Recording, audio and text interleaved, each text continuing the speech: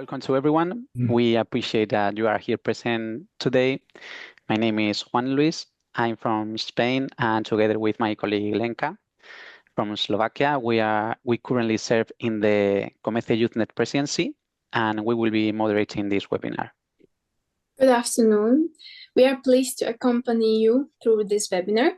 Let me mention a few technical things before we start. We kindly ask everyone to mute their microphones. And in case you have questions, there will be a Q&A session where you can ask them. It will be in the last part of this webinar, so you can ask them directly or write them in the chat. And the second thing is that this webinar will be recorded, so please be aware of that. And in case you don't want your face to be seen, turn off your camera now.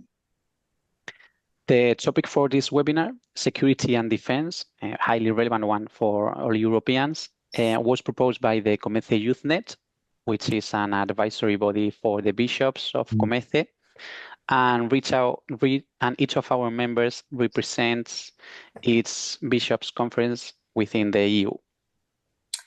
And also every year, 4 of us is a part of COMECE Youth Net presidency, which among other things includes participating in bishops' plenary assemblies. This March, me and Alice from Portugal had the pleasure to attend the last one in Rome. And bishops there were discussing concerns of possible conflicts on the EU ground in the next 5 years. So here we are today to discuss the future of the EU security and defense, and to explore the ways to build peace as young people who wish to face the present and the future with wisdom. Thank you, Father Manuel, Emilio, and Luca from COMECE Secretariat for giving us the opportunity to have this webinar. And before we present our guests, we are honored to first give the floor to Father Manuel, General Secretary of COMECE, for a few opening remarks. No, more than opening remarks is just to greet you. I'm very happy of this meeting, and I also want to underline how important the Youth Net is for COMECE. Every time I speak with the bishops of COMECE and I mention Youth Net, they're very happy because we really think that this was a prophetic idea that came out 2 or 3 years ago, that we can have a body of young people delegated by the bishops' conferences that can give their opinion, that can give their voice, that can give to us the messages, their concerns, and so we can take this into account in our mission. I think this was very, very useful, and it's very useful. And also when Lenka was there now in Nemi in the last plenary assembly we had, together with the Portuguese colleague, and they saw a bit the bishops, the bishops saw them. They also presented their work. So I think this is a very, very, very useful and important instrument for COMECE. And I'm very happy to have you here this afternoon, and also to comment on this important topic of defense and security. It was present in our plenary assembly in Nemi. We there invited persons that could speak about how they saw the EU, and this topic of security and defense came very much forward. We had with us Mario Monti, we had with us Gentiloni, and I think in what we heard from them, this concern for the future of Europe and the future of the security in Europe, of Europe as a peace project, of Europe in its position in the world, came very much out in our discussions. And also, together with this, the theme of hope as Christians, and as something that is our mission as a church, to have a word of hope. We also had, and I conclude with this because I can be very long when I'm giving the microphone, we had a very, very, very, very important audience, I would say, a real gift granted to us by Pope Leo 2 weeks ago, the May 23rd in the Vatican. It was something very special. We didn't expect it. And we had quite a long audience with him of 40 minutes. He wanted to hear us. He said, I prefer to hear you. I don't have many answers, he said. I want to hear what you have to say. So each of us, we were the bishops of the presidency of COMECE, which are Monsignor Mariano Crociata, the president, Monsignor Antoine Roy, the vice president, Monsignor Nuna da Silva, another vice president from Portugal, Monsignor Norvila from Lithuania, Monsignor Kosov from the Nordic countries, and then Alessandro Calcagno, my assistant, and myself. So we were a few, and each one of us had the possibility of speaking to the Pope, expressing concerns, and the Pope heard us. He intervened very little. Security and defense was possibly the first issue we mentioned as very important. Security, defense, peace. We also mentioned competitiveness, the Green Deal, due diligence, the place of Europe in the world. We also mentioned migration and asylum. We also mentioned a very specific ecclesiastical topic, which is the conflict that sometimes exists between canonic law and data protection, mainly in relation with the ecclesiastical archives. But the Pope heard us, and what is a bit surprising is that he intervened when we spoke of about the young people. He suddenly said we have to, as church, accompany the young people in Europe. So there he was very like he expressed that this was for him very, very important. So I wanted to share this with you at the beginning of this meeting, and I'm very happy to be with you. And I'm very happy to hear also what Philip has to say. He's always very inspiring. I had today a meeting with a friend of his, with Christian Zodam. We had lunch together also with Van Rompuy. And we spoke about Dublin. We spoke about the talks on the future of Europe. It's also another project we have together. So very happy to be with you. And I pass the floor. I don't know to whom. To Lenka, to José Luis. Juan Luis. Yeah, to me. Okay. So yeah, we have to introduce our guest. So we have the pleasure to have here with us Professor Philip McDonagh, who served as Ireland's ambassador to India, Russia, and the Holy See. He's currently adjunct professor and director of the Centre for Religion, Human Values and International Relations at Dublin City University, and also global fellow at the Princeton-based Center of Theological Inquiry. So welcome, Professor.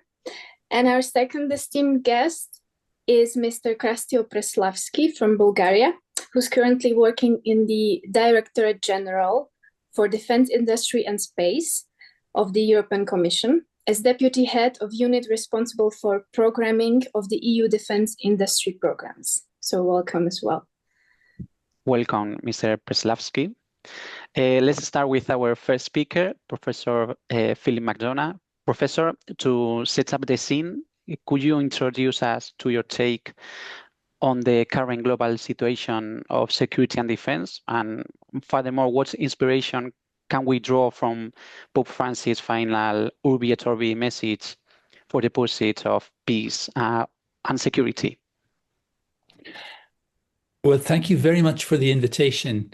I'm very honored, and I hope that what I say will contribute to reflection, because I think we're all searching for a path here. If you look at the global situation, it seems to me that phrase of Pope Francis, a third world war fought piecemeal, is relevant. There's this new word that people use, geoeconomics, which suggests that everything is connected: trade, finance, investment, tariffs, sanctions, climate, inequality. Everyone is calculating their moves in a new way. And then there's this other word that's much used, polycrisis, meaning I think that we have a whole cascade of issues and it's very hard to make predictions.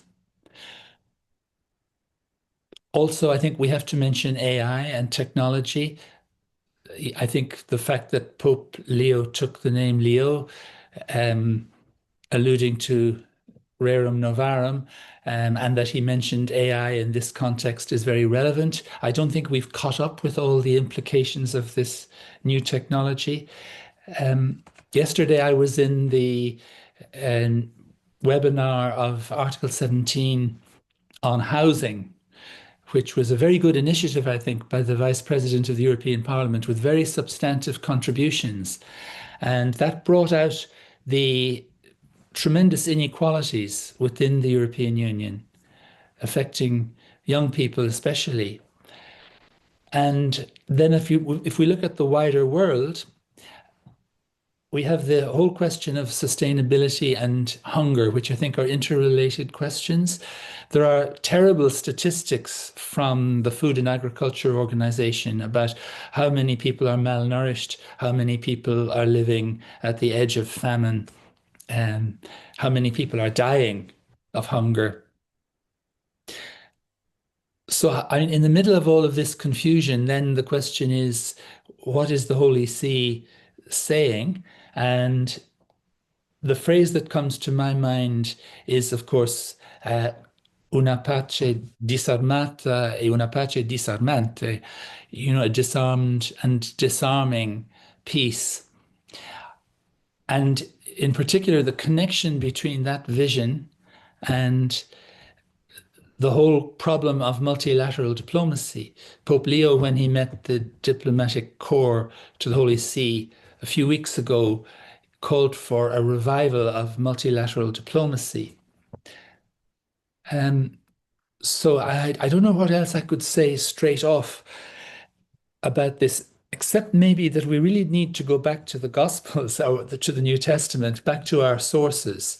Jesus talks about peace when he comes into Jerusalem. He speaks of the opportunity that is present, and he expresses great sorrow that people have not understood the business of peace. And there's another passage in St. Luke where two kings are going to fight a war, and in the parable, one of the kings sends an embassy and asks for the conditions of peace. And this phrase, I think in the original, it suggests a big subject. Peace is something which is capable of deep and rational investigation. And I think the same idea is present in the Beatitudes. Blessed are the peacemakers. And that word peacemakers suggests creativity and the exercise of reason. So I suppose what I'm saying is we have a pretty terrible situation, and the Holy See is putting an emphasis on peace through diplomacy and dialogue. And that is fully in harmony with, I think, the message in the New Testament. So you mentioned multilateral diplomacy from Yes. Pope Leo. Professor, from your own reflections on the current security landscape marked by increased defense spending, sanctions, cyber warfare, and aggravated geopolitical reactions, you also mentioned geoeconomics, right? So how do you see the role of these diplomatic services in working towards peace and preventing dangerous arms race at both European and global levels? Pope Francis mentioned the difficulty to rationally speak of just war. What is your take on this? Well, I think it is difficult to speak rationally of just war. I think it's extraordinary that practices, which go back to primitive societies are now being repeated, but with weapons of mass destruction, with mass surveillance technology, cyber, where I understand it's difficult to distinguish between offense and defense. the use of economic sanctions. If you look at the actual wars that are fought and see how much harm they do, and I'm thinking not just of what's happening in Europe now, but I'm thinking of Gaza, and I'm thinking also of previous wars such as the war in Iraq, the war in Afghanistan, the war in Vietnam going back so many years. We see the complete devastation of whole populations. I'm old enough to remember that in the 1980s there was an argument coming, including from theologians, that because weapons were so accurate now, it was much more possible to fight a quote-unquote just war. But look at the chaos and the havoc that was created in various geographies on the back of this. And now we're hearing some of the same arguments around lethal autonomous weapons. But anyone who actually studies what has happened in Gaza and the calculations on which these attacks are based, and the use of concepts like high-value targets and so on, where you're allowed to kill so many extra people in one attack. This is not the realm of reason at all. And for me also, the whole just war tradition is very closely associated with slavery. In Aristotle, just war is specifically associated with the need to uphold the institution of slavery. So I certainly agree that there's no rational basis for the so-called just war theory. I think it was an improvisation coming to us through the Roman Empire. But the real question is, what do we put in its place? And I think we need to, again, go back a little bit to first principles and think in terms of orientation and methodology. What is our orientation? What is our methodology? And the orientation, I think we can take straight from Jesus, because on the cross, when he's reciting that psalm, my God, why have you forsaken me? I think we have to remember that psalm continues, that the poor will have what they need to eat. And I would like to think Jesus is reciting the whole psalm. I don't think it's possible to read the New Testament or the prophets or certain of the great prayers of the church without committing to measures to ensure that people's primary needs are satisfied. And so in a world in which $3 trillion is spent on weapons, nobody can say that that orientation is being respected. And with that orientation comes an ecological vision as well, because we have to associate food security and this empowering of local communities with the survivability of humanity on this planet. We're not all going to Mars, contrary to some people's ideas of the future. So once we have our orientation, we come to the question of methodology. And here I could come back again for a moment to the New Testament. When Jesus comes into Jerusalem for the first time in St. John's Gospel, this is when we suddenly know for certain that his life is threatened. And he knows himself that his life is threatened.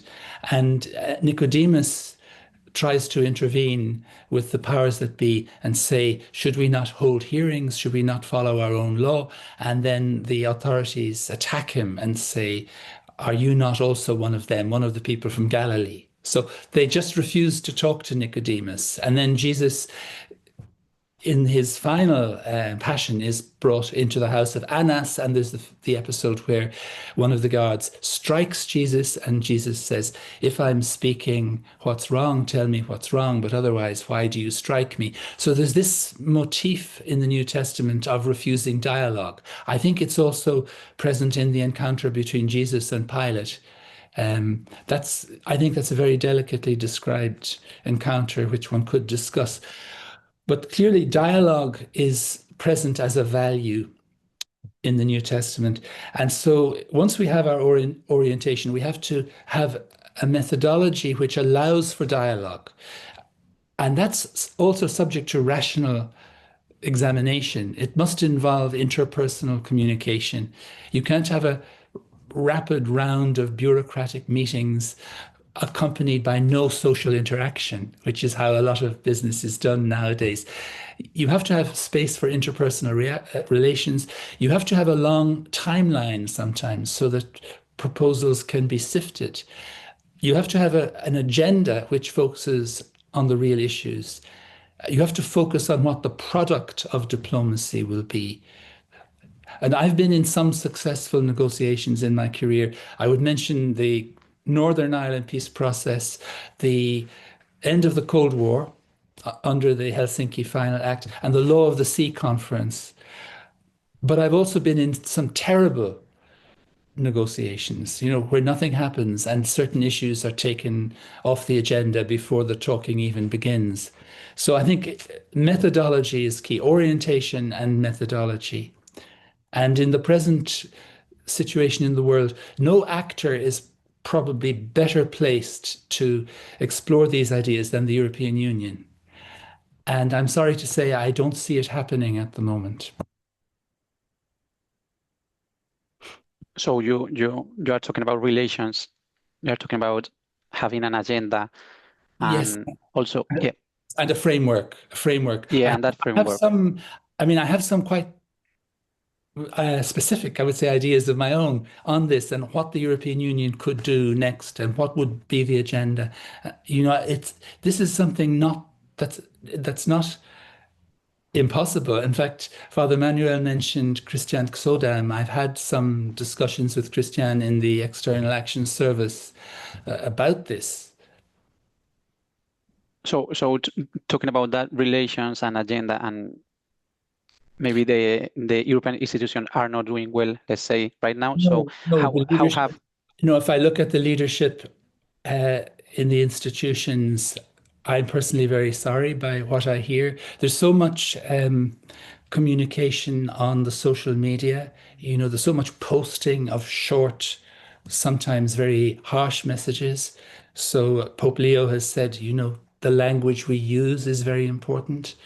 There are openings in the United Nations over the last year, which we should be looking at.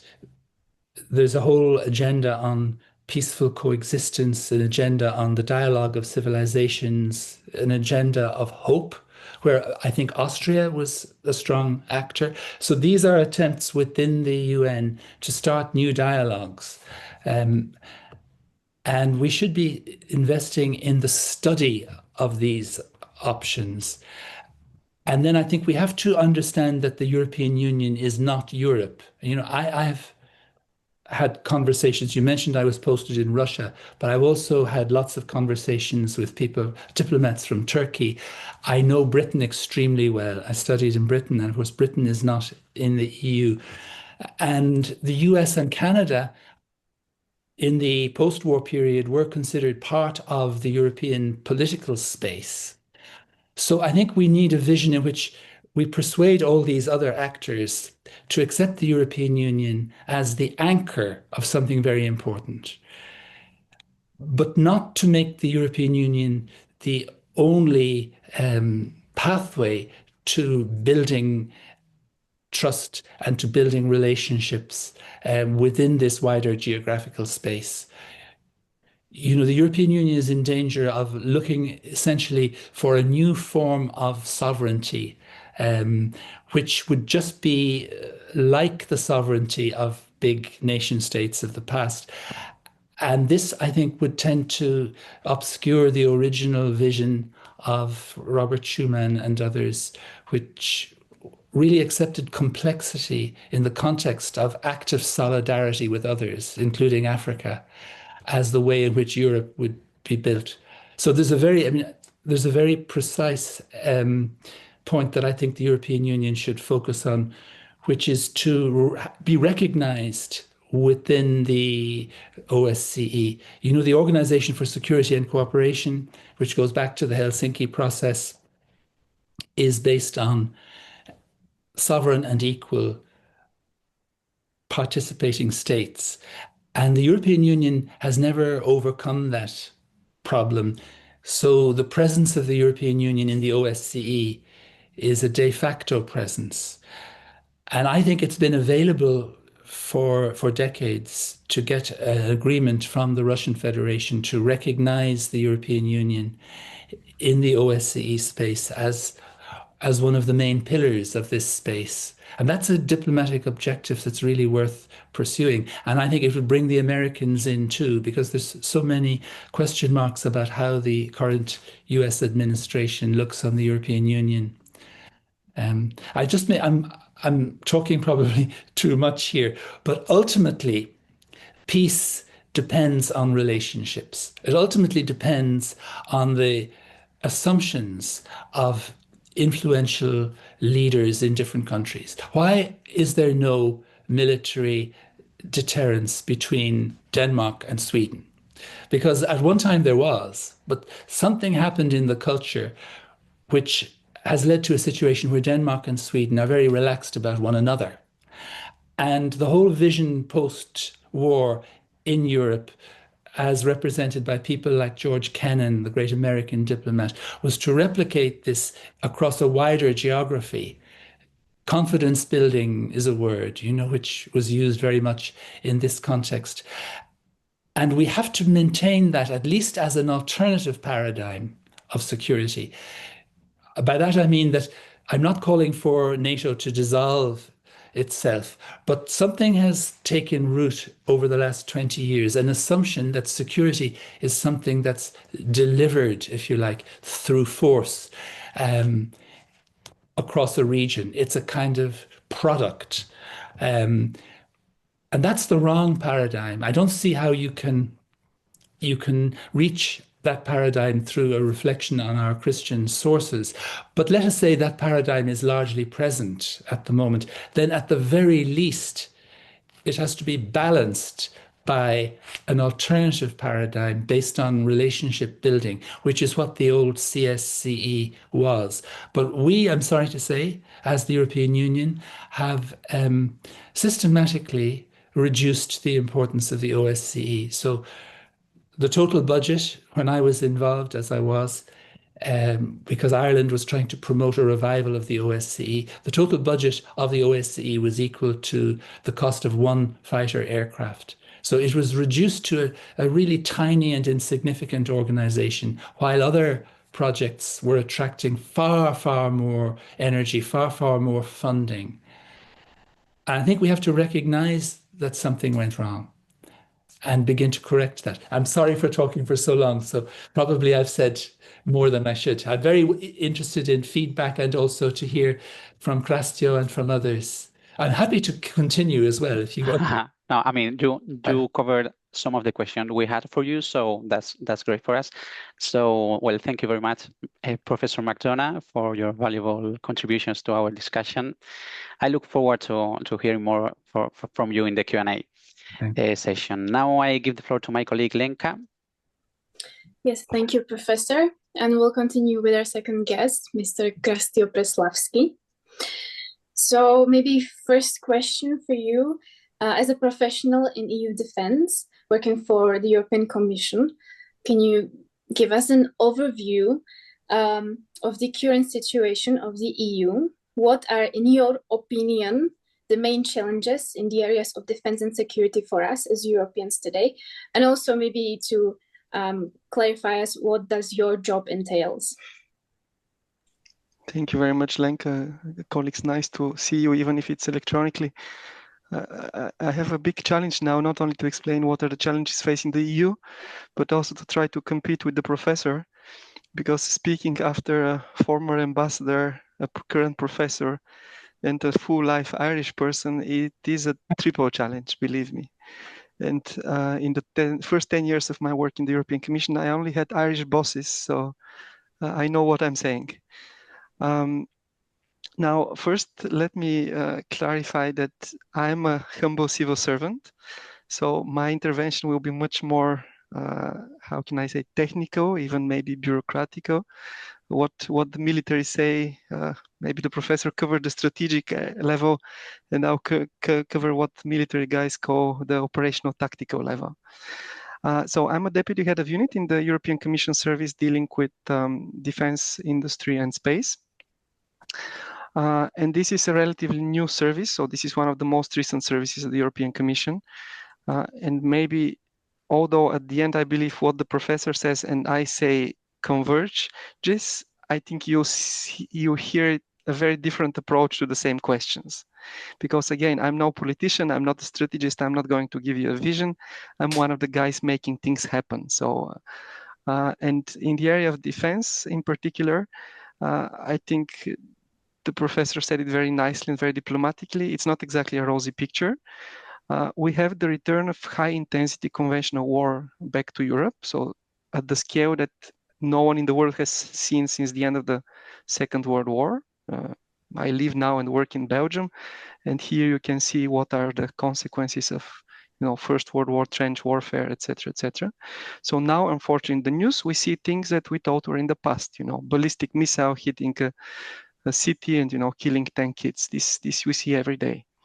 Of course, it's not, as the professor said, only at the border of Europe or in Europe, as the professor rightly said. It is in increasing number of regions. You see what happens in the Middle East, Gaza, professor mentioned, India, Pakistan just a few weeks ago, growing instabilities in Africa. Now, our work is also, I cannot hide this word, there is Russia there. Now, speaking again in front of a former ambassador to Russia, of course, I feel very humbled, so I hope he agrees, at least partially with me. But the sad reality is that with the current regime, Russia is a fundamental threat to European security. We might like it, we might not like it, we might discuss the reasons behind, but this is true both militarily, for example, for countries that are closer to the country, but also for those of us who are further away. I'm talking about attacks against our democratic values. I'm talking about disinformation. I'm talking about hybrid attacks, sabotage. So this is not just something that concerns Finland, Estonia, Poland, Bulgaria, etc., etc. This is something that we see in our societies. In some countries, the Russians operate more successfully. In others, they operate less successfully. I can say, for example, in my country, in Bulgaria, they're very, very good in dividing the society. I'm not happy to say this, but this is the reality. So maybe a bit inspired also by what the professor said about Pope Leo's, this expression, the Third World War piecemeal. To sum up, we are surely not in war, but we are surely not in peace neither. Second challenge, this comes in the context of decades of underfunding in defense. I'm probably the last generation that remembers living under a communist totalitarian rule. So the best thing that happened with my generation was the end of the totalitarian state, where, of course, these were heavily militarized societies, etc., etc. So after the end of the Cold War, we had this peace dividend, which was good for all of us as societies, as countries, as regions, as the world. But the reality is that all around Europe, starting from the big countries, the small countries, south, east, west, we had a dramatic decline in the defense capabilities. Again, no one wants to go back to the Cold War situation where we had the mutual assured destruction. I mean, we're discussing about serious things here. I apologize for the strong words, but the reality is that we don't have a militarized society. We have been so demilitarized that we don't have a basic deterrence power against a possible invader. For example, there was a former Belgian army commander, the commander of the land forces, who said on record in media that the Belgian army has ammunition for 6 hours of intensive fight. He said the only thing Belgian soldiers can do after the 6th hour is to throw stones. The same is true, of course, not only for Belgium, the same is true for other countries like Germany, France, etc., all our countries in reality. The same is also true for the defense industry. We are all part of the European Union, or most of us are part of the European Union.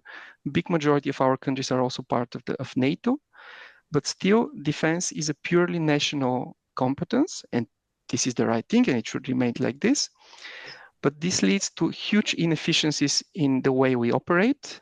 This leads to huge fragmentation along national lines. For example, the armed forces of the EU member states operate 17 types of main battle tanks. So the French there have their own Leclerc, the Germans have the Leopard, the Brits have another type, etc., etc. The Bulgarians still have the old Soviet type tanks. We also have a very fragmented supply. So the defense industry is not a European defense industry. It is 27 or 28 smaller defense industries operating along national borders, which leads to huge inefficiencies, which leads to huge spending of, how can I say it, suboptimal spending of money, and which leads to very low interoperability. Anecdotal examples, our armed forces radios cannot talk to each other. Even if, let's say, the Finnish battalion has to talk with the Swedish battalion, their tactical radios, by rule, they do not communicate with each other. And the third challenge, and again, here I speak under the professor's control, the sad reality, I repeat, the sad reality, is that the Russian economy has become a war economy.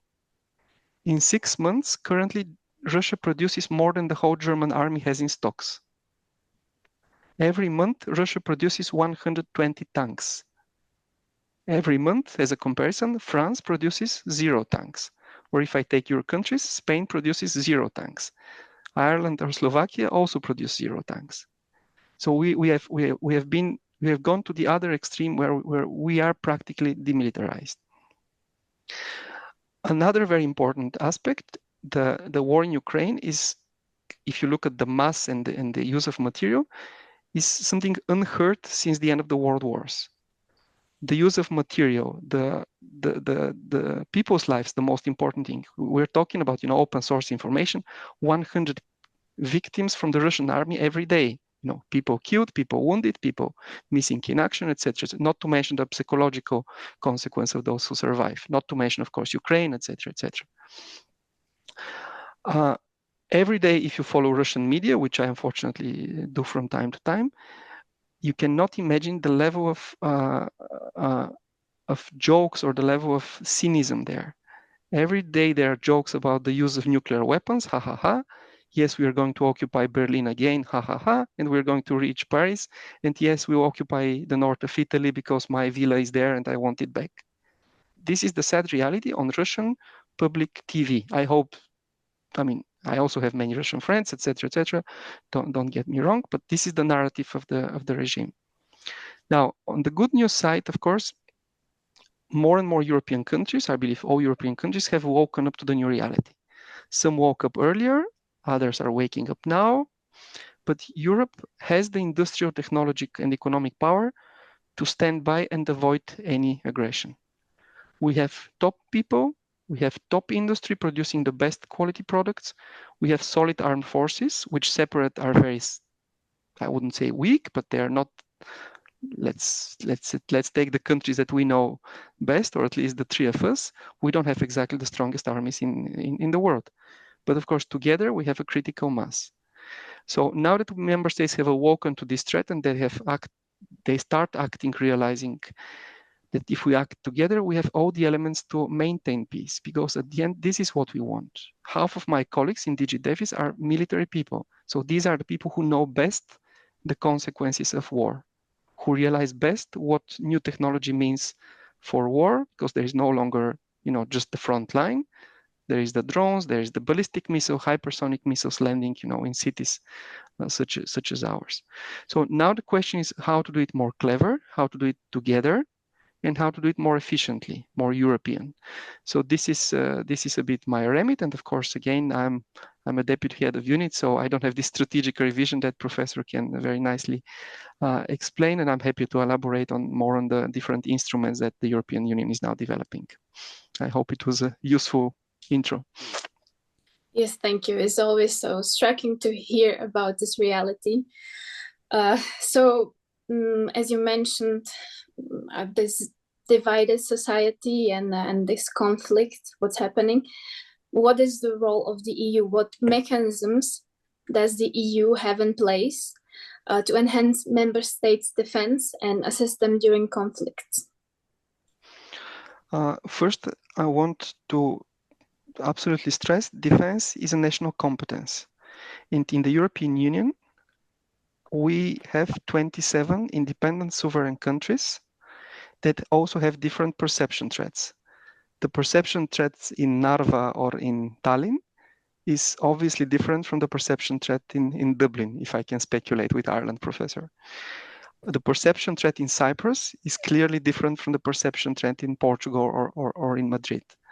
So what we do as a European Union, and me in my institution as European Commission, is we suggest or we develop initiatives to support the national defense systems. So we develop the programs to support national defense industry. We developed projects, programs, new technologies, new capabilities, new platforms that will enter the armed forces of the member states. So the soldiers, these are things that will save lives and will keep Europe. We're not replacing the national armed forces. There is no European army. There is no NATO army. There is, the Spanish army, the Spanish Armada. There is the Slovak Air Force, etc., etc. And what we do is where the European Union is strong. And European Union is strong in 3 areas. One is to create collaboration framework that will allow involving players from all our countries.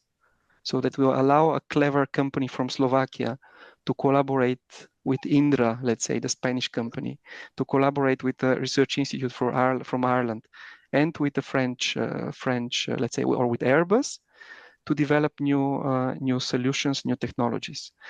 Concretely, we have currently one big program called the European Defence Fund, which is about research and development. So this is about developing collaboratively, so together, defense R&D.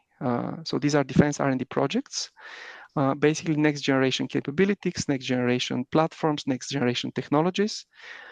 Think about air and missile defense now with the use of drones, with the use of more and more ballistic missiles, etc., etc.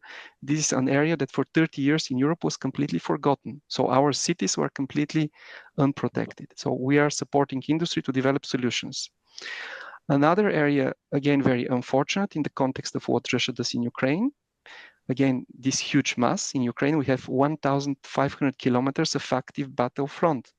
We have 10,000 shells shot by the Russian artillery every day. We have 10,000 drones per month. So I'm talking about astronomical amounts, not to mention the most important, the loss of lives. So what we need to do as Europe is to ramp up the production capacity, which for the last generations has practically disappeared. The last decades, Europe was just cutting to the bone. So the only thing our armed forces now have in their stocks is there is wind in the buildings. They're empty. So we mobilized a bit of European funding to invest in the production capacity. Now, the third thing is about procuring together, because all member states are buying now platform, that they're catching up basically these 20, 30 years of not investing in defense. Now, instead of each of us competing against the others, let's say Slovakia competing against the Czech Republic for the same armored vehicle, for the same helmets, etc., etc. Now, what the European Union wants, together with the member states, of course, is to incentivize them to procure commonly. So to procure together, let's say Spain, together with Portugal, together with France, together with Germany, to procure, it can be a helicopter, it can be armored vehicle, it can be shells. So for the first time ever, we have now this year a program that supports the common procurement. And this is super interesting for every country because this lowers down the price. So if you order a bigger quantity, you lower down the unit price, sometimes by 50%. So for the same price, our taxpayers will get 2 products. For smaller countries like my country or Slovakia or Ireland, this also means you don't compete with the big guys, because always Germany will order more than Slovakia. So if Slovakia has to wait until the German armor is fulfilled, your missiles will only arrive in 20 years' time, and you need them now. And the third thing, which is now a new, I would say a revolution, but revolution is not in the good sense of the word, just a new development. The European Union now has offered new possibilities for member states to invest in defense by taking a common debt, for example. which for countries like my country means that basically you get a much better funding condition. So if you're buying anyway something, if it's a common EU debt, you take it with much better conditions. Also, European Union funding that is unused, it can, if member states decide, if they don't want to go through that door, they don't go to that. There's not the European Commission telling them. There are now opportunities to redirect money that is not used in other directions and that will be lost by the countries, also in support of defense and defense industry. So that's a bit of a very quick overview of many recent developments. Thank you. Yeah, so you mentioned that Russia is already a war economy, and the EU institutions agreed on increased defense spending already. What does it mean for other areas, other policy areas, or for our basic life for different areas of economy? It's the 1 million or the 1 billion question. Of course, this is a very valid, very good question that every human being asks themselves. Now, again, one of the reasons communism collapsed was that it was overly militarized. So there was the top priority of any totalitarian system is, of course, the secret service, the police force, and the army. So there was this huge investment in the 80s, but not only in the 80s. My country was spending 15% of its GDP during the 80s in the area of defense. 15%. This is unthinkable. So now Russia is spending 40% of its federal budget on defense. In their case, it's attack, but okay. Again, 40% of its federal budget. So all the money that would normally go to health, education, rural development, etc., is now transferred to defense. Now, what you need to find, of course, is the right balance, because we live in peaceful, democratic, free societies with all their disadvantages and problems and challenges, etc., etc. So what we're trying now to go away from this complete defunding or underfunding of defense. Just a comparison, we spent under 1.9% of the GDP. Russia spends around 9%. So 9% versus 1.9%. So of course you need to find the right balance so that you develop your your country. And this is not at the expense of, this defense spending does not come at the expense of the normal. So this nice balance needs to be found. It is very tricky. You don't want to, underinvest your health insurance system. You don't want to underinvest in your education system. I had my brother who asked me the same question. Now he recently got a baby. So he says, I don't like what I hear from Brussels. I think that we should invest more in education, in healthcare, etc. So it's something that all of us, we understand. But my counter argument is we need to have a minimum level of deterrence. We're not talking about reintroducing conscript service. We're not talking about reaching the level of what Russia spends. We're not talking about new divisions, developing, aggressive capabilities, tank brigades, new, etc., etc. We just want to create the minimum deterrence capabilities that will stop someone from Putin doing the same with us, of what he's doing to Ukraine. But it is a very, very good question, and all of us, we are asking this, I'm sure, in our heads when talking to our families and talking to our friends, and we need to find the right balance. Are we there? I don't know. I'm sure the professor has a different opinion, but this is my factual explanation as a technical expert again. Thank you, Mr. Preslavsky, for sharing these valuable insights. For now, the time has run up and we move to our Q&A session. Yeah, big thank you to our speakers for sharing their valuable insights. So we reached the time for your questions. I'm not sure if we have questions in the chat, not yet. So we are now opening the floor for the Q&A. Please feel free to type your questions into the chat, or you can indicate if you would like to ask your question directly, raising your hand. Please also state if your question is addressed to one of the speaker or to both. And since we gave you such a contradictory points of views, I'm sure you have questions.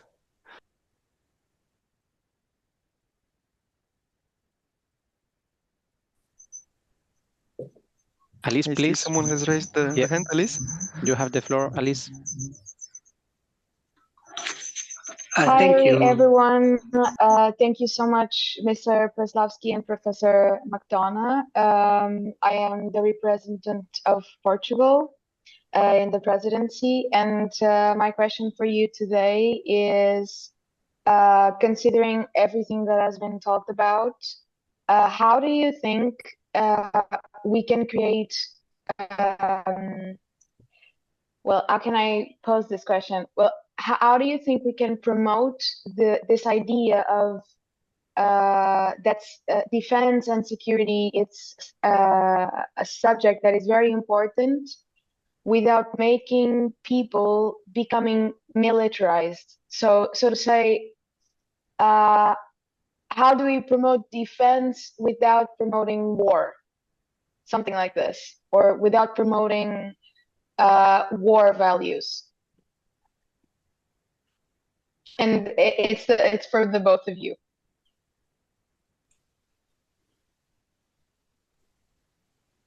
So Okay. maybe Mr. Preslavsky, you want to go first? I think the professor will have a much more brilliant reply, Oh. and then I'm happy to complement. Okay, Professor, go And for it. compliment, probably. Well, I think it's a very good question, because I think in practice, the whole concept of power to be exercised through deterrence does change people's mindset.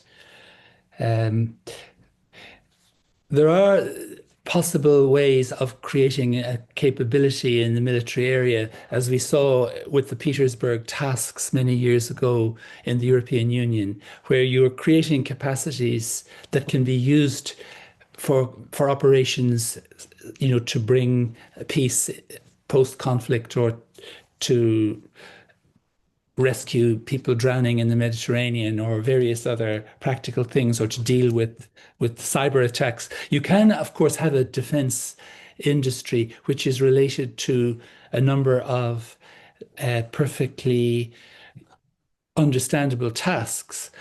But the problem is when it becomes a competition, an arms race, a matter of radical distrust of the other. So we heard from Krastio very good statistics about the percentage of GDP that different countries spend. But the question really is about the balance. You know, throughout the Cold War, NATO completely outspent the Warsaw Treaty countries, in my recollection, and certainly the NATO countries always made sure to stay ahead technologically, Star Wars and so on. I have no doubt that the strategy was to destabilize the Soviet Union through military capacity. I was in the Stockholm Conference, which was the last great negotiation of the end of the Cold War, which was on security questions. So if you're sitting in Russia today and you see that the British Prime Minister has just announced that he wants to supply 100,000 drones to Ukraine by next May, what do you think if you're sitting in Russia? Or if you hear, as I have heard, members of the European People's Party saying that it's only a matter of time before the present Russian political system collapses. Throughout recent years, NATO was outspending Russia by a factor of about 15 to 1. So all this narrative about how we're underfunded and we're not doing anything in defense, I take that with a pinch of salt. I mean, the real fundamental question is, do we want peace?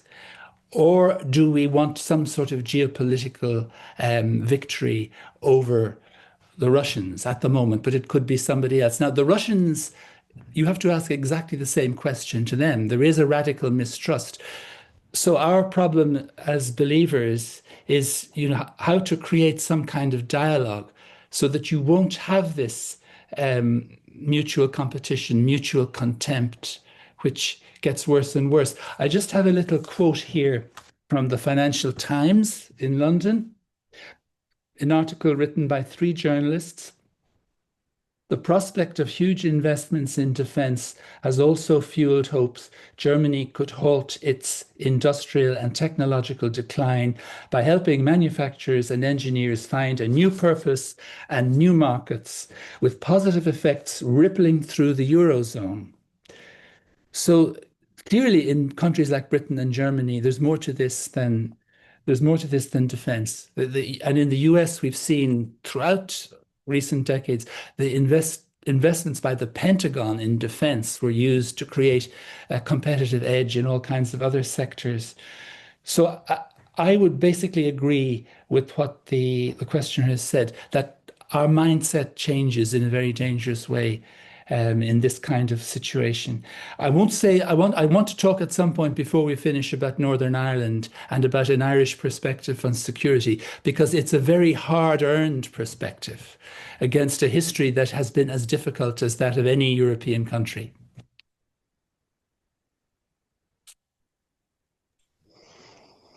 Maybe my take on that, because I love the way you phrased the question.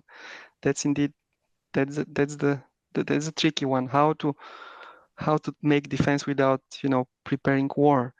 And I think the professor asked the right question: do we want peace? And what I see, I mean, it's not just my work why I'm saying this. I see it in all my life. In the EU, we have found the answer. Yes, we want peace, and the European Union is the project for peace. The reason why Denmark and Sweden don't need to militarize against each other is called the European Union. Not only, but also I happen to be maybe with the professor and one of one more, but not. Basically, you're the, or I'm. Let's take the example of my generation. I'm a bit older than most of you, probably younger than the professor. I'm the first generation of Bulgarian men who is not trained to fight my neighbors. So my father was serving in a nuclear missile brigade, and he's doing a conscript service. His military service was in the expectation of a nuclear war against Greece and Turkey. So he was trained for 2 full years to wait for the Russian nuclear weapons to be submitted by a helicopter to Bulgaria and to send to destroy Thessaloniki. Now, 40 years later, he loves to go to Thessaloniki for the weekend, and the idea of having a war with Greece or with Turkey or with Romania or even with Serbia or Macedonia, which are our neighbors, is unthinkable. And the reason why it is unthinkable are also the European Union and NATO. So I think in our societies, we have given a clear answer. We are not interested in wars. We are not interested in geopolitical games. For sure, I am not myself, because I know very well the consequences. What we want to do is to create, after decades of underfunding, after decades of relying on the Americans for the security of Europe, to create a minimal deterrence level that will make people like Putin think twice. And again, I mean, this is not black and white. This is not mathematics. I understand very well, Professor, your point. And again, I have many Russian friends. I know very well the Russian society. But this is what can deter the aggressor. Partially, of course, together with peace building, together with creating relations, etc. Of course, I don't want this to become a bilateral discussion. This was not the idea. But Alice, you made, I think, the best possible phrase of what is the main challenge for Europe in the next years. How to prepare for defense without preparing for war, because war is the biggest of all evils. This we see it, and again, I repeat, but this is really important to understand. The military people, the people who know what it means, are the ones who are most knowledgeable about the consequences of what can happen for our societies, for us, for life in general in the world. And again, I'm sorry to speak such strong words at the end of the day, but this is the sad reality now in 2025. Thank you. Thank you so much. Thank you both for sharing that. And we had also Alex that was starting to speak, I guess. Alex? Yes, thank you for the presentations. Was nice. I just wanted to ask, what are the possibilities to harmonize between the defense strategy and dialogue amongst the European states in the environment where we are now in Ukraine, but also in the Balkans? what are those possibilities to balance between the defense strategy and dialogue so the two peace can prevail? Thank you. Professor, please go ahead. Well, maybe I would talk about Northern Ireland now for a moment, because that was a really terrible story. I don't know if people know how the demography of our island changed, but the population halved. It went down by 50% between about 1850 and 1900 because of terrible discrimination. And then there was a movement towards freedom, and the country accepted this compromise, which involved a territorial compromise, and all our political class rejected violence as a means of changing anything in the future. And we had these great people like John Hume, who won the Nobel Peace Prize, who reframed the whole problem in our country in terms of relationships. They asked, what are the key relationships? There are relationships in Northern Ireland where there are two traditions. There are relationships on the island of Ireland. There are relationships within our two islands. There are relationships in Europe. And then we asked, how can we have a way forward which is good for everyone, and where we're part of something bigger that's happening at a European level? And so now in Northern Ireland, you can be Irish or British or both or neither. And we have tremendous cooperation in things like health services across the two islands. Now, I look to how the European Union has approached the situation in Ukraine, and I see something very different. So if you are looking at our current problems through Russian eyes, I'm not saying this is right, but what Russians would feel is that the Holocaust against the Jewish people had its counterpart in Russia. Anyone who looked at what happened in the German campaign in Russia, assisted by divisions, or not, well, by units from very many other countries, would easily understand how the Russians could feel so deeply about this. They lost 27 million people in the war, and then they see the European Union promoting an idea of Europe which makes a sort of civilizational divide between Ukraine and Russia. So the idea is we leave Belarus aside. I don't know whether that's for all time, but we're going to separate Ukraine from Russia. We're not going to look at rights of Russian speakers. We're not going to take into account that the big compromises back in 1991 were made by Moscow, by the Soviet Union, which I'm very happy to discuss in detail. But we created a model in which the expansion of our own power and wealth would be a magnet for some. We excluded Russia, we excluded Turkey from this dialogue, and we created what the Russians feel is an existential problem for themselves, because it looks as though we're favoring in some way the disintegration of what has been put together in their geography. I know from my dealings with our peace process what an effort we've made to understand the British perspective on history, that all the people in our two islands are really a family and we ought not to have borders and so on. But what I find really extraordinary is that the British, who've benefited from our patience and creativity, when they come to Ukraine, they have a completely black and white view, which is parallel to the view they took in Palestine, the view they took in South Asia, they took in many African countries, in China, where we in the West, quote unquote, have something better, and we will have our friends in each geography, and we're not going to make any effort to reconcile the local populations. So the first responsibility on us in Europe at the moment is to look at a creative pathway to peace in Ukraine, and all of this production of weapons of mass destruction and lethal autonomous weapons and means of breaking into other people's infrastructure and so on. All of that would tend to be much less urgent if we had a peace strategy in Ukraine, which I think could be focused on the OSCE and focused on the wrong turnings that were made in the past.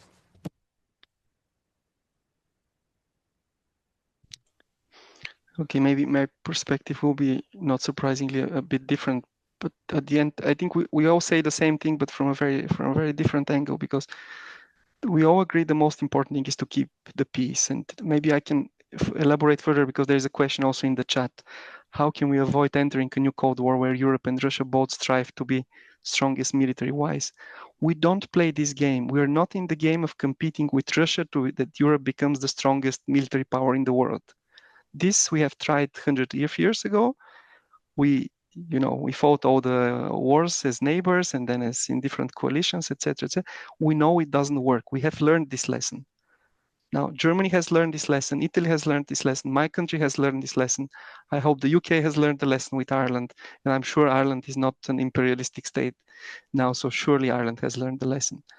So we are not there to enter a new Cold War where we compete with Russia. For example, the European Union has 0 nuclear weapons. The president of the European Commission has 0 tanks or 0 aircraft carriers or fighter jets. And this is good. We are not a military organization. Again, what we are trying to do is to create a limited minimum deterrence. I'm not sure what the professor means by excluding Russia. I can speak from the experience of my own country, from the experience of what I see now in Brussels.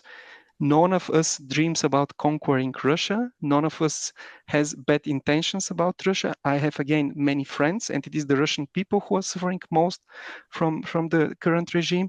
So again, we are not here to be the strongest military-wise. We don't want to be. We cannot be. We have 27 against independent armed forces with 27 countries behind with their specificities, etc., etc. We want just to help that we work together, we spend our money more wisely, and that all these wars that has happened in the past are spared to my generation and to your generation and to the generation of my children. Because my children are now at the age of teenagers, and the smallest one is at the age of 8. The idea that one day there might be a war and my son can descend to war is the worst possible nightmare for us as parents.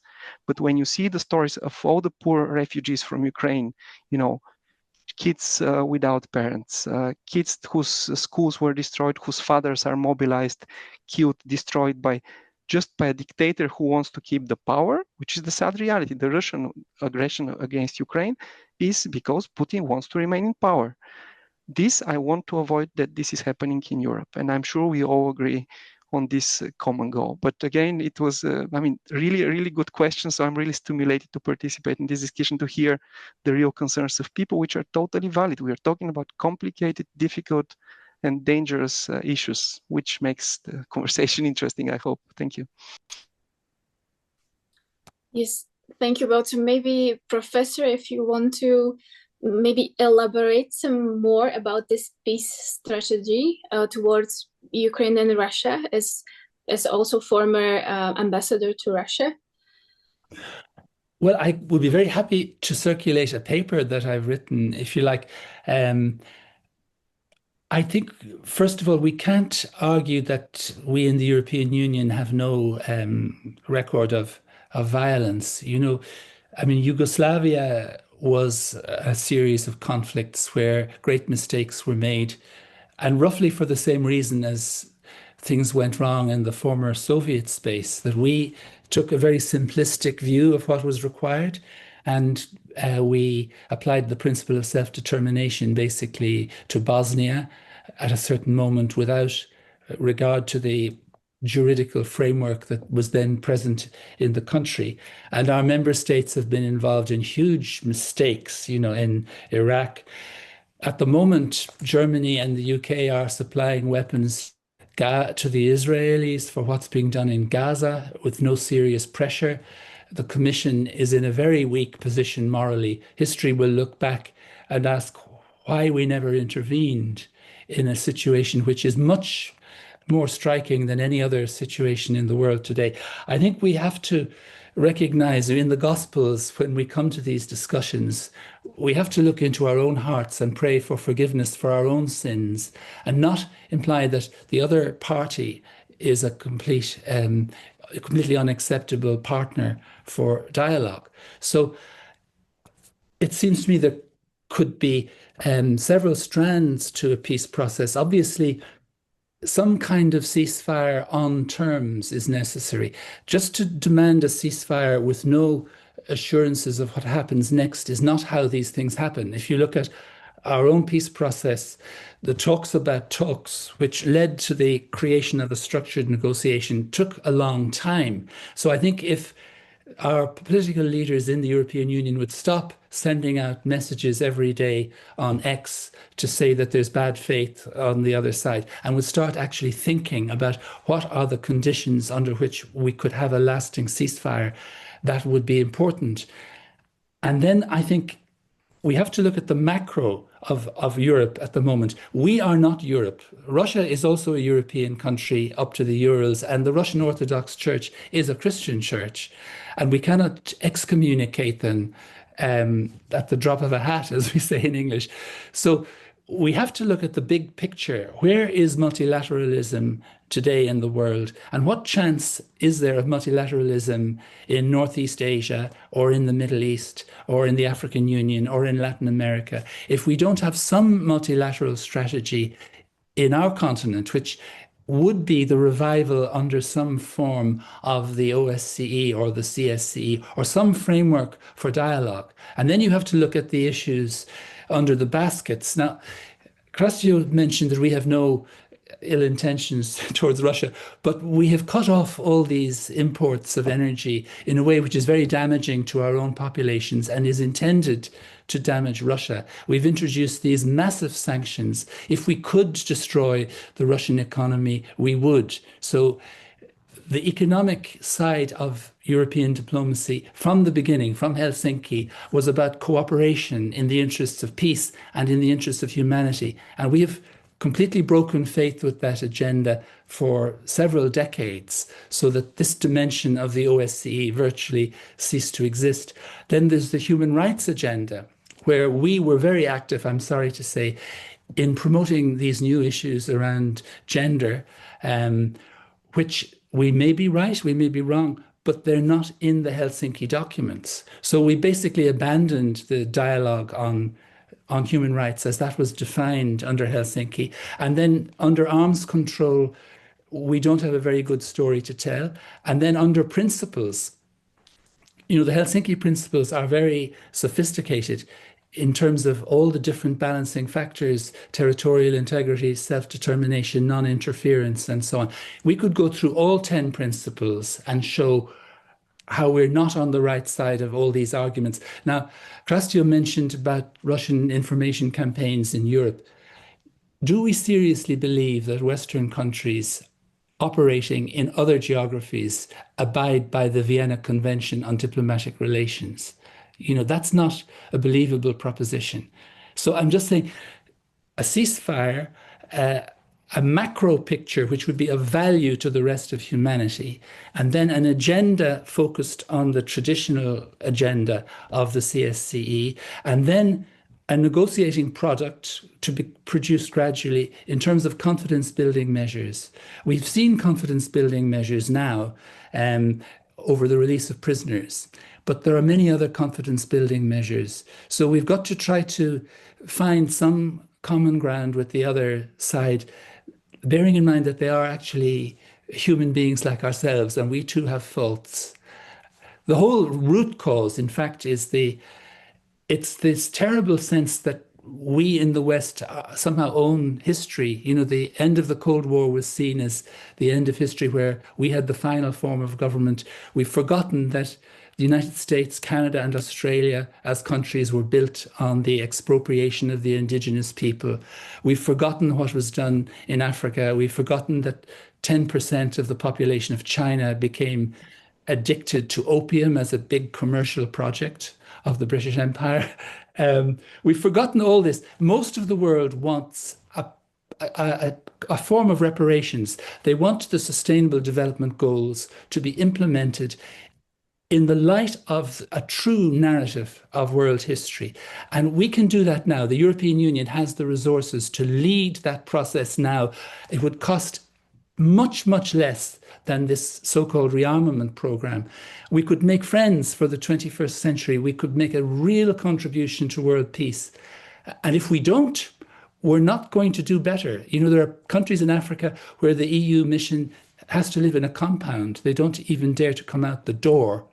Unless we start thinking about a global perspective and making peace and making up for all the damage that was done in the past, we're going to lose more and more and more ground. And our children are not going to live in this happy world guaranteed by nuclear weapons and thousands of drones and massive espionage and so on. So I'm sorry. You did ask me the question, so I tried to answer it. But it's about understanding the point we have all reached in world history, where we have a profound obligation to deal with the environmental catastrophe and with the desperate poverty which is causing so much migratory pressure. Millions of people will be crossing borders in the years to come. And all this billions being spent on weapons which are probably immoral in themselves is a mistake. Sempre secondo me, as we say in Italian. I'm sorry. Well, thank you very much, Professor. So you've mentioned already a few things, and also Ben asked whether we, as not diplomats, what else can we do to encourage or assist Polish politicians and diplomats to focus on these relationships and the work for peace?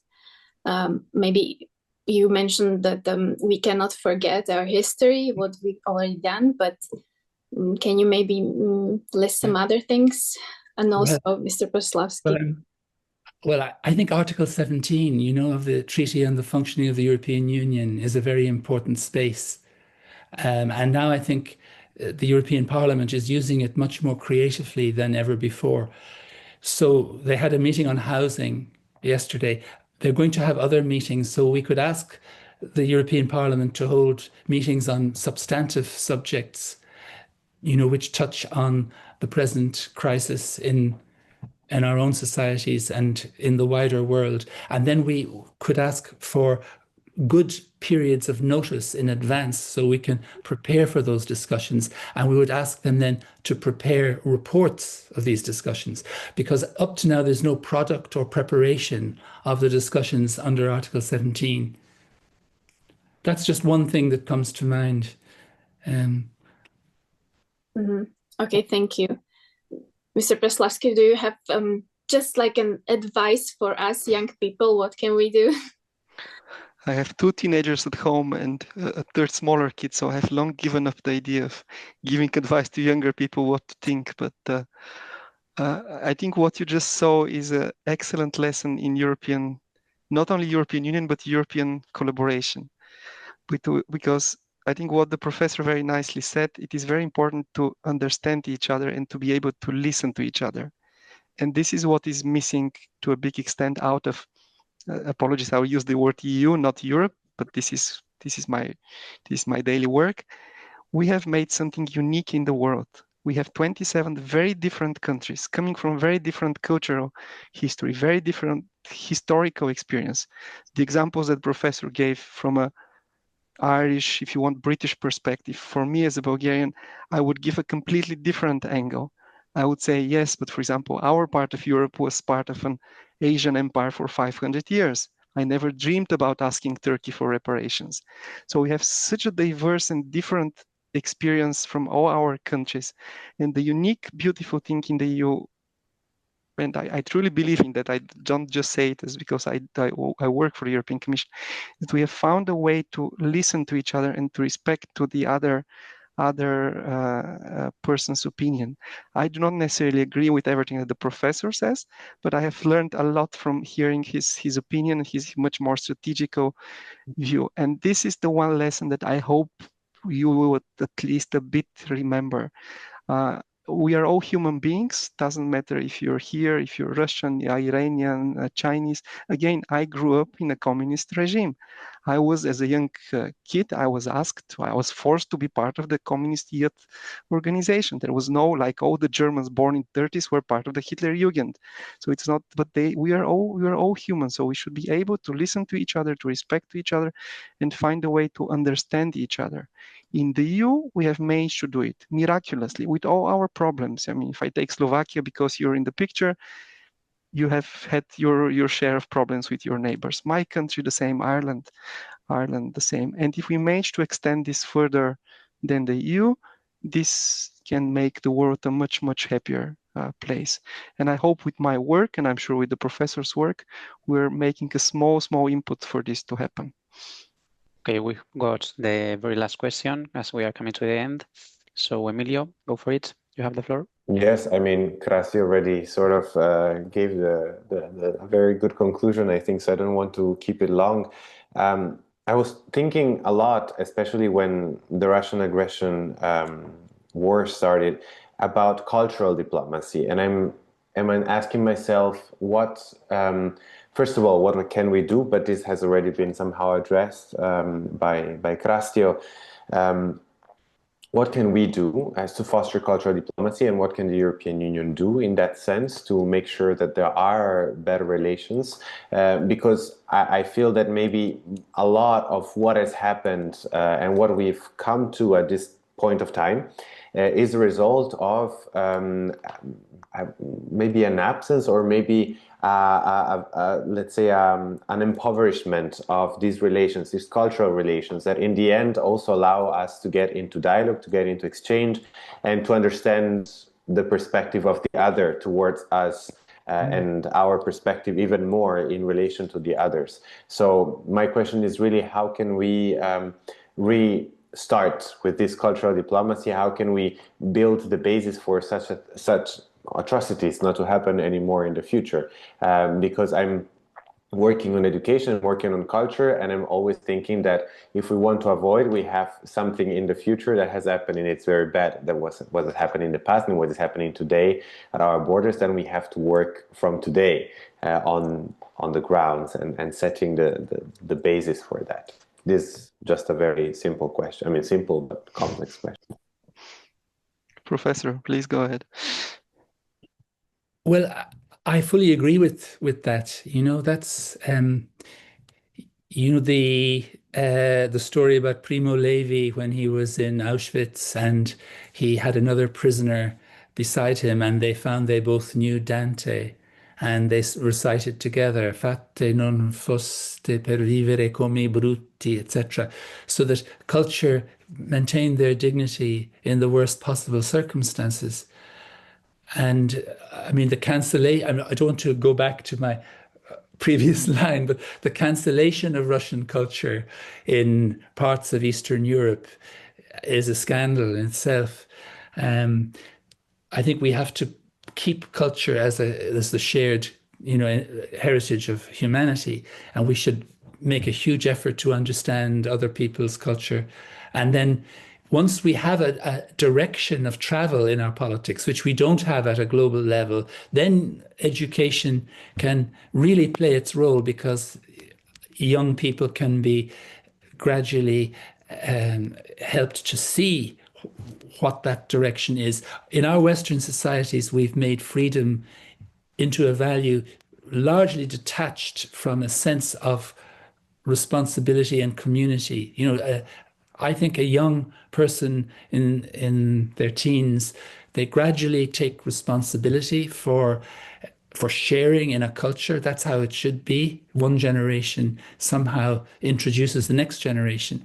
But this huge emphasis on choice, free choice, as if life was some gigantic supermarket, you know, in which we have to maximize our own utility. That's a big factor in our current culture, especially in the United States, and it's a kind of collapse of culture in itself. So we need this peace strategy also in order to save our own cultures from a very superficial way of of understanding our coexistence. So, I mean, I agree 100% about the cultural agenda. And you see it, our daughter is an early childhood educator, and they spend years studying diversity and disadvantage among young children, economic disadvantage, disability, what language they speak in the home, why they might feel excluded. But where does that go? You know, huge efforts are made with young children,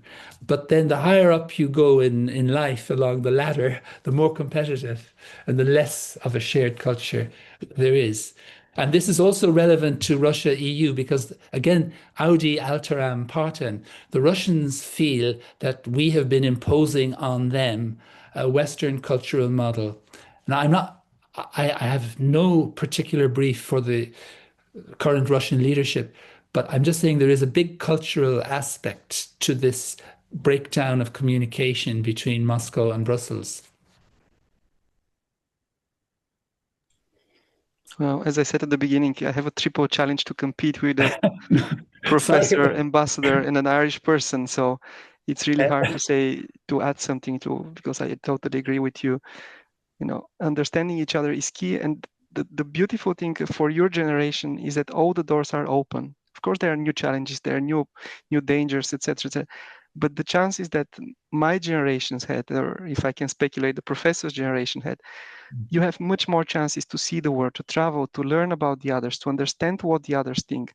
For me, Russia is not Putin. For me, Germany is not Hitler. For me, Italy is not Mussolini. Just because I know many Russians and I have Russian friends, etc., etc.